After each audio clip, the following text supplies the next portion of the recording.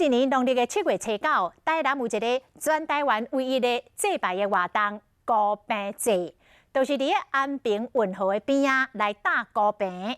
上主要是要引导着水中的孤魂野鬼来上花，希望好兄弟会当食一顿饱。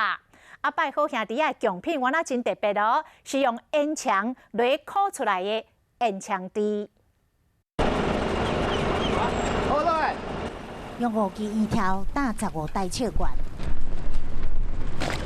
一路登到水内北部，称呼是分路，是用来引导水内孤魂上花。这场祭祀活动呢，每当是旧历7月初9，拢会伫安平运河边举办。虽然冇搭这病假，毋过伊甲其他地方的唱歌活动完全无共。搭一个孤病，或者迄个大家好兄弟大家有通来这用迄个贡品啊。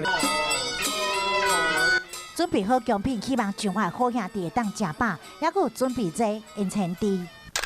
一罐烟肠就围设伫个猪的模型顶面，这是台南鸟类贡品。随着生活习惯的改变，台猪讲无容易，佫麻烦，安平古厝乐就出现这种烟肠猪的做法。